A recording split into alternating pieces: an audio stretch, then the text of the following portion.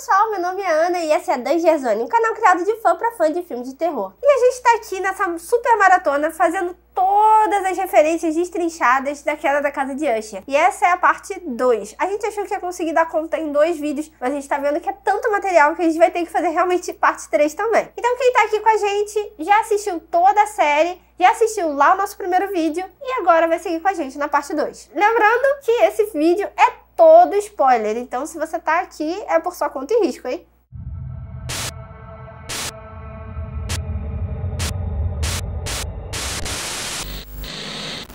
A gente tinha parado lá falando sobre a morte da Victorine. Então vamos começar a destrinchar um pouco esse personagem. O nome Victorine vem do conto Um Enterro Prematuro, que é aquele que a gente referenciou lá no primeiro vídeo, que era o da Elisa. Mas a personagem mesmo e tudo que acontece com ela não tem muito a ver com esse texto. Na verdade, não tem nada a ver com esse texto. É só realmente ali o nome que ele reaproveitou, pelo jeito. Mas ele fala muito com o conto que na verdade é o nome desse episódio, O Coração Delator. Então vamos contar esse conto aqui pra vocês de forma bem resumida. Ele fala sobre um cara que fica completamente obcecado pelo olho de um velhinho que não fez mal a ninguém, não fez mal a ele. Ele mesmo diz que ele é um cara bondoso, que não tem nada de errado com ele, mas que por acaso ele tem um olho que é extremamente perturbador pra esse cara. Ele chama esse olho de um olho de abutre. Ele começa a ficar o tempo todo pensando nesse velho e muito incomodado. O conto é bem bizarro, porque ele começa a ir pro quarto desse senhor à noite, ele abre assim a porta e ele fica com a cabecinha pra dentro da porta, olhando ele dormir por dias, tentando encarar o velhinho. Bela noite, ele acaba sendo pego ali com a boca na botija, ele meio que se esconde, fica assustado e ele fica escutando as batidas do coração desse senhor. E aí ele fica lá pensando o que ele vai fazer, o que ele vai fazer, acaba decidindo atacar o velho, matar o velho e ele mata. E assim como acontece com vários outros contos do Poe, ele ia se safar se ele não se entregasse. Porque o que acontece? Ele surta depois de matar, ele fica lá ouvindo as batidas do coração continuamente, ao ponto dele acabar falando pra polícia que ele tá escutando o som e que é do corpo do cara. Então, esse é o resumo do conto e a gente vê que tem muita relação com o que aconteceu no episódio, que inclusive é um episódio maravilhoso. Por quê? Além de tudo, a Victorine é uma personagem muito filha da p***. A gente fica com raiva dela, porque ela maltrata animal, casou por interesse, fica abusando de gente pobre, fazendo lá aquela questão da operação de forma totalmente antiética. Aquele discurso dela terrível sobre os países subdesenvolvidos aproveitarem. Ela ali é aquela sujeira toda da família Usher, concentrada, é a ação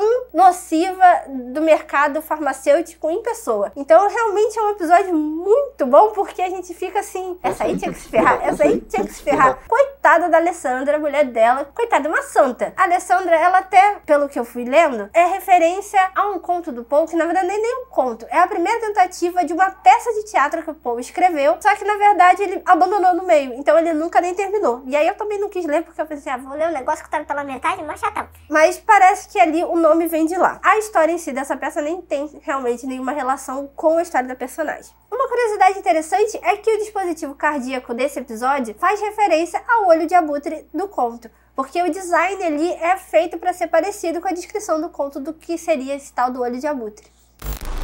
Então vamos agora pro próximo episódio, que é o da Tamerlane, que foi, na verdade, o mais difícil de fazer a pesquisa, porque o nome do episódio era Golden Bug. E aí, o que eu fiz? Fui lá ler o Golden Bug. Só que, na verdade, é um conto só de caça ao tesouro e que tem muito pouco a ver com o que tá acontecendo. E eu vou dizer qual é o único elo daqui a pouco. Aí eu pensei, tá, não é isso. O Golden Bug aparece, de fato, como o produto que ela apresenta, né? Mas é só basicamente isso. E eu pensei, então deve ser sobre o nome da personagem. E fui eu ler o poema que tem o nome dela, que inclusive em português é um nome horroroso, é Tamerlão. Só que isso é um poema sobre um conquistador turco e que nada tem a ver com a personagem também. Eu falei, gente, de onde veio a história dessa mulher? Aí é que eu saquei que no Golden Bug tem um senhor Will e o marido dela é o William. Só que aquilo ali ainda não fechava toda a história. Aí eu botando o nome todo dele, acabei descobrindo que na verdade ele faz referência a um outro conto que tem o nome dele mesmo, que é o William Wilson. É uma história de doppelganger. Pra quem não sabe, é tipo o seu duplo, né? E tudo na história da Tammy é sobre um duplo. Porque lá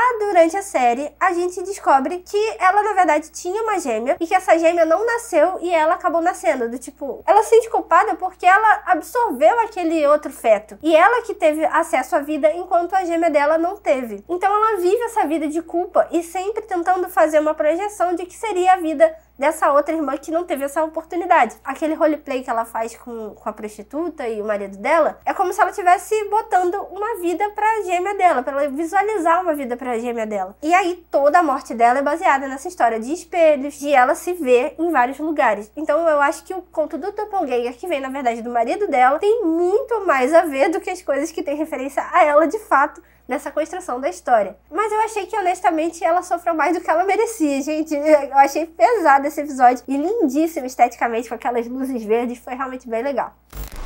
Chegou a vez do Frederick. Pois é, tudo que acontece com ele tem muito a ver com o Poço e o Pêndulo, que é outro conto. Então vamos lá, vamos contar a historinha desse conto. A história do conto começa com um cara que foi condenado à morte e ele não sabe exatamente como vai ser aplicada essa pena a ele. Ele acorda num lugar que é totalmente escuro, que ele não sabe onde ele tá, não sabe o que está acontecendo à volta dele, e ele vai descrevendo isso de forma bem íntima. E aí a gente vai sentindo as sensações de desespero ali dele não tá entendendo nada que tá acontecendo naquele ambiente, nem o que esperar. Ele acaba percebendo que dentro dessa cela que ele vai mapeando, tem um poço, e ele tem muito medo desse poço. Ele não quer cair naquele poço, desesperado, e ele sabe que o poço tá lá, porque eles querem, os que aprisionaram ele, queriam que ele se matasse ali dentro. Mas ele não quer fazer isso, então ele tenta continuar sobrevivendo. Ele não cai do poço, então os carrascos dele, enquanto ele tá dormindo, acabam amarrando o corpo dele todo, e aí aparece um pêndulo enorme que vem do teto e que fica cada momento mais baixo.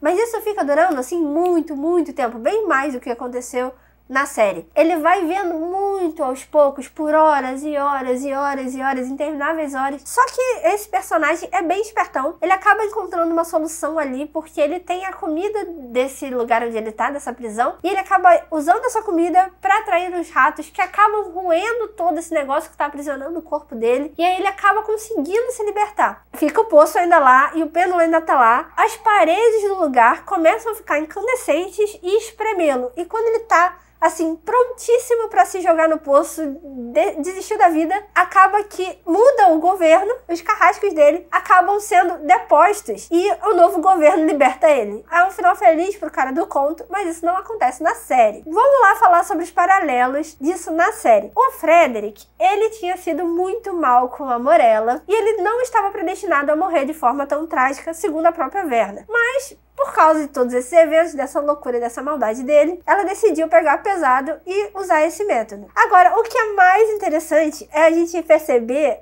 a questão da Morella. Porque a Morella, ela faz parte de um outro conto que é sobre uma erva paralisante. Então, na verdade, Mike Flanagan já estava construindo a ideia da paralisação do Fred nesse momento final, que está presente no conto do Poço e do Pêndulo, só que não vai ser de uma forma que ele esteja preso fisicamente. Ele só está paralisado por causa da erva, e a erva vem do outro conto. Então, ele faz essa ligação entre os dois através do nome da Morella. Na verdade, uma coisa está totalmente ligada com a outra, e ele conseguiu encaixar isso aí. Outra coisa que é legal sobre esse momento, a Morella e a filha dela, Lenore, estão ali escolhendo os filmes, e eu já tinha falado que aparecia o filme do Jogo Perigoso. Só que elas acabam não escolhendo o filme do Jogo Perigoso, elas botam um outro filme. E o filme que eles estão assistindo é justamente o Pêndulo e o Poço. Então já tava ali tudo mostrado assim na nossa cara, esfregado na cara, e a gente só não sabia. Mas é muito interessante, né?